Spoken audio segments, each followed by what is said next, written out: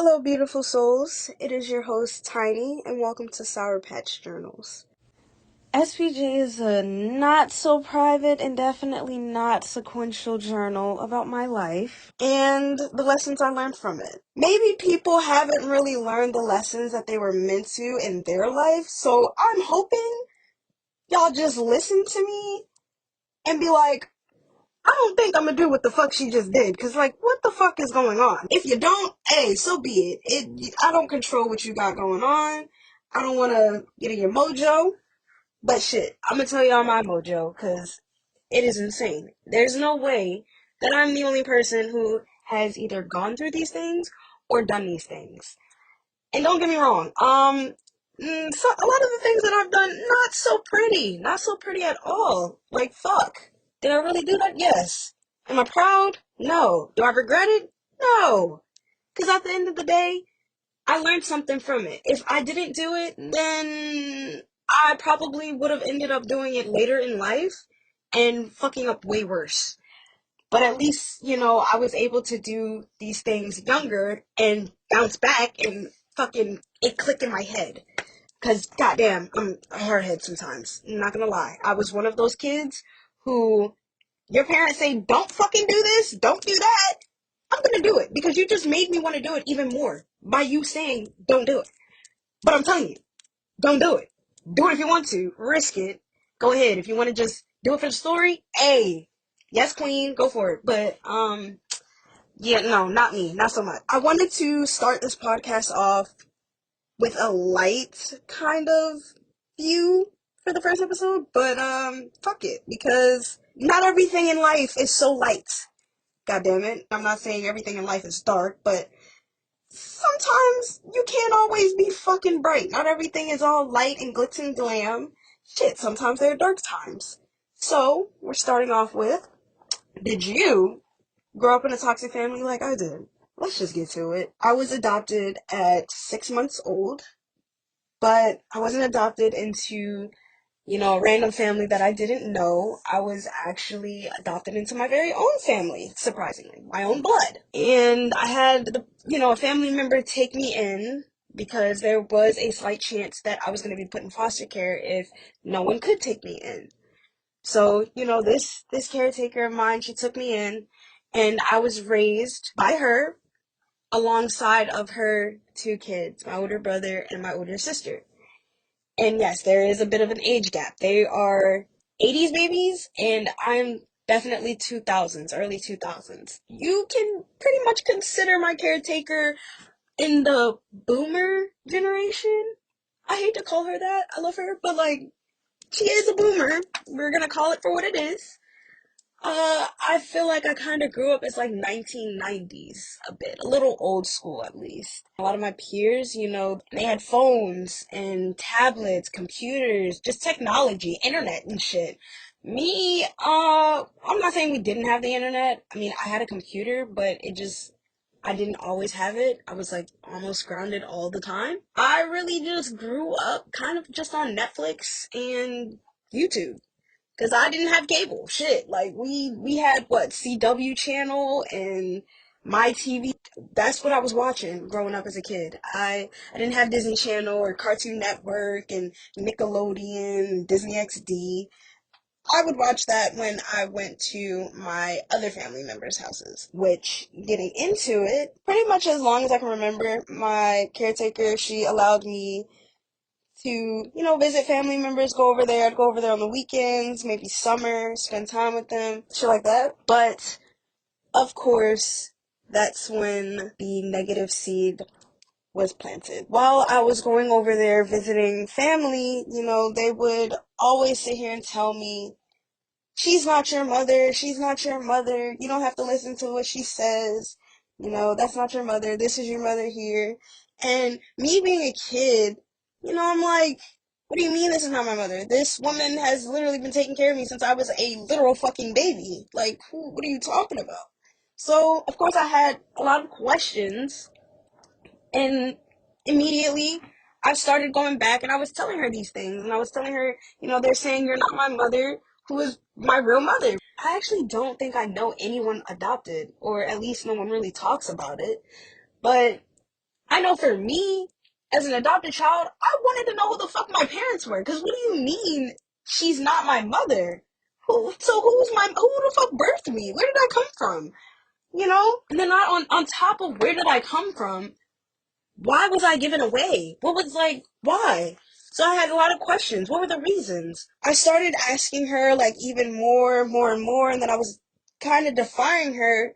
I was like, you're keeping me away from my mother, and, crying and arguing, bickering back and forth. Like, you won't let me see my mother. You done something. You're keeping me away from her.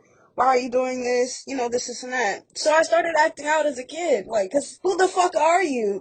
Like, as a kid, I couldn't get the grips on what adoption really was. Although, over time, as I got older, like, I want to say 6 or something, I do vaguely remember going to, the courts, seeing the judges, shaking their hands. They were checking up on me, making sure I was okay. And I guess, like, she had to sign, papers and stuff for legal rights. I remember that, but outside of everything else, I don't really remember too much on it. But I do remember there was a time my mother was present, and at this time she had my little sister. So, yes, technically I really have the best of both worlds. I am an older sister biologically, and then in my adopted family, I am the youngest.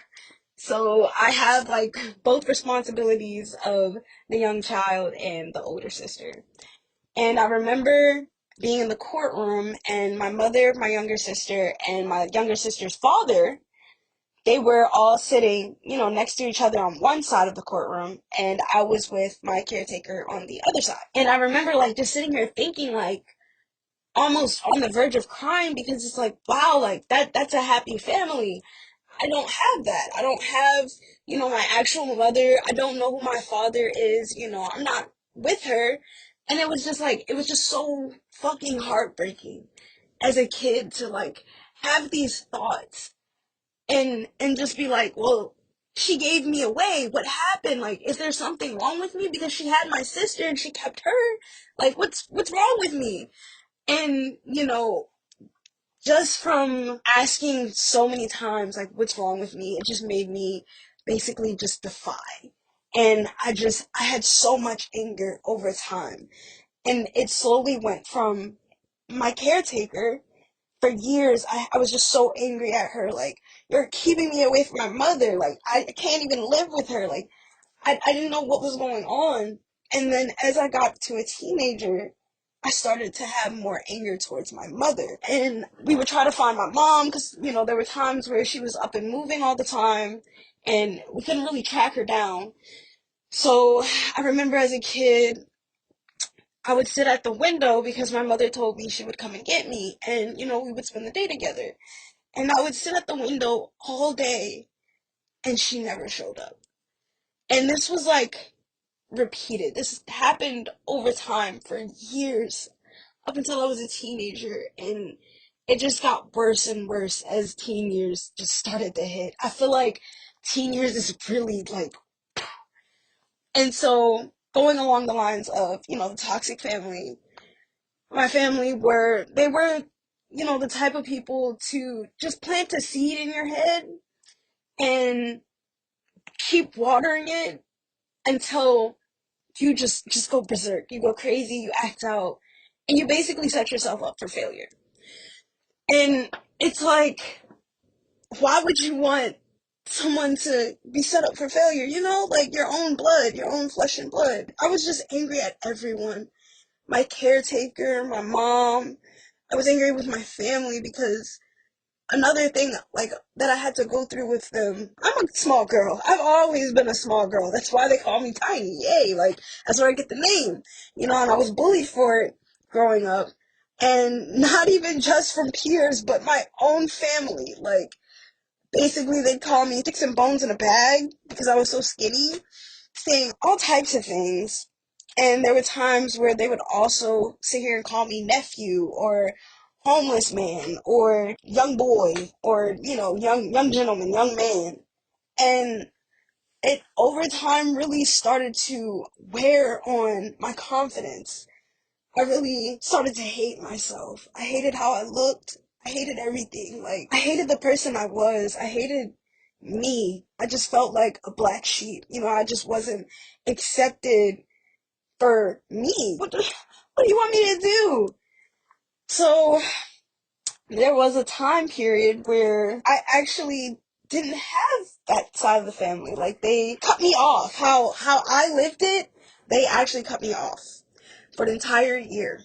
And later on in future episodes, in one of them, I will definitely get deep into that one because that just deserves a story of its own. But yeah, like, my family was that kind of family. My lessons that I had learned, just over time, I kind of just keep my distance. I love them all, but you can love someone and not like them.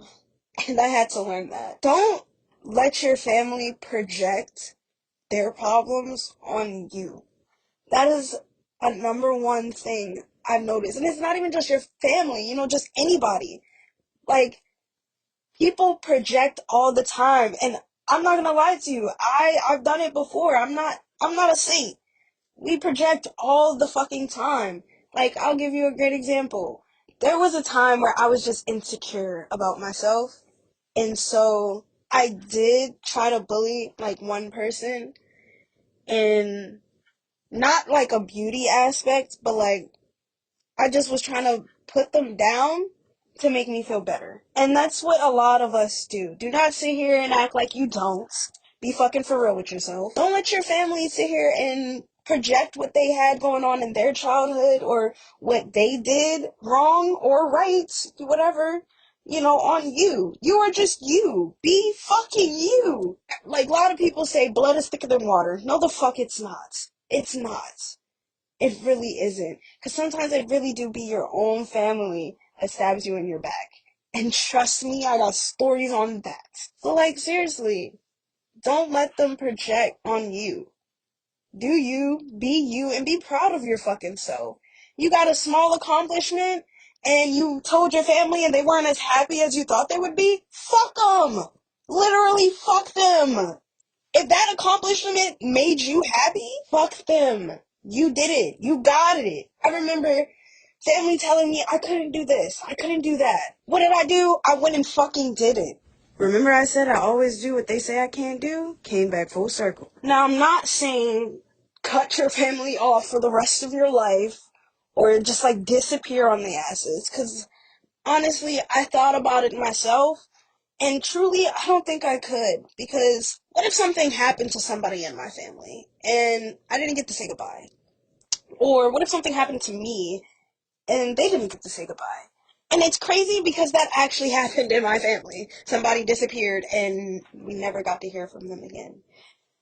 The last time we heard something of them was actually some sad news. So, I'm not saying disappear on your family, but if you need peace, if you need like that break, go find it. Don't go find some crazy shit and hardcore drugs. No, that's not what I'm saying. I'm saying, like, sometimes you need to go take a walk. A lot of people don't take walks anymore. Go take a walk outside in nature. Go breathe. Focus on your breathing. Level yourself. Do not let them get to you.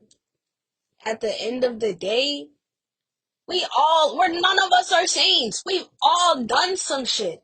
Like a celebrity, you have a great reputation, and one thing fucks the whole thing up. Literally, story of my life. Just keep going, do you. And don't be ashamed. Don't let them make you feel bad for who the fuck you are. Because literally, when I tell you, I don't really do labels, but you could consider me, gothic, alternative, emo, whatever that is. They did not accept that shit at all. I don't know. I'm just the black sheep. And now that I'm older, I'm totally okay with that.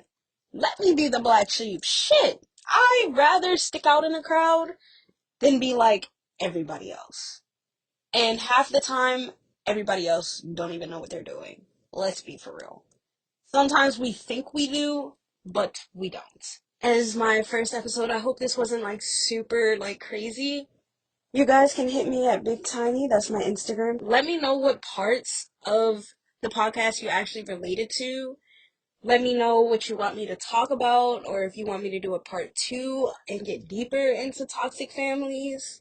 I'm also going to make a Patreon soon, so that will be up and coming. And also, let me know if the audio is like terrible. If it's trash, gotcha. I just wanted to put it out. I'm saying fuck it, just go for it. What's that Nike check? Just do it. Yeah. So, but if it's terrible, I will definitely upgrade the audio very, very soon. And yeah, peace out, beautiful people. I hope you have a nice weekend. And until next time.